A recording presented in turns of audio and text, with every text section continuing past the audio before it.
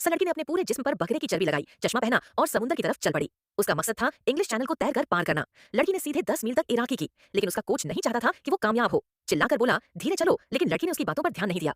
वो अपनी रफ्तार से तैरती रही। कोच ने अगली चाल चली। उसने लड़की को एक सेब ऑफर किया। अगर लड़की ने उसका हाथ छू लिया तो यह कोशिश नाकाम मानी जाती, लेकिन किस्मत से कोच का हाथ हिला और सेब पानी में गिर गया।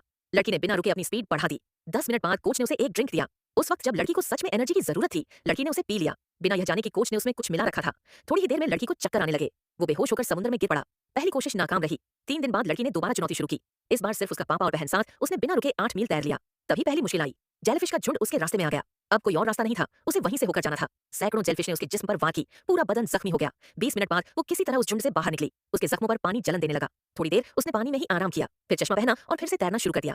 8 घंटे बाद वो एक रिवर्स करंट में फंस गई। 1 घंटे तक तैरने के बाद भी वो वहीं की वहीं थी। अब वो थक चुकी थी। ये देख उसकी बहन पानी में कूदी। वो उसके साथ तैरने लगी उस मुश्किल हिस्से में, लेकिन 1 घंटे बाद बहन की हिम्मत जवाब दे गई। वो बोट पर वापस चली गई। अब लड़की अकेली रह गई। समुद्र पर धुंध छा गई। आगे रेत का टुकड़ा था जिससे बोट आगे नहीं जा सकती थी। लड़की रास्ता भटक गई। अब सिर्फ एक ही रास्ता था, आगे तैरना। रात हो गई। 13 घंटे हो चुके थे उसे तैरते हुए। हर तरफ अंधेरा था, कोई दिशा नहीं दिख रही थी। वो निराश हो गई। तभी उसने दूर जलती हुई मशाल देखी। किनारे पर लोग उसके लिए आग जला रहे थे। वो उस रोशनी की तरफ तैरने लगे। 1 घंटे बाद उसका हाथ रेत को छू गया। वह किनारे तक पहुंच चुकी थी और बनी इंग्लिश चैनल पार करने वाली पहली औरत।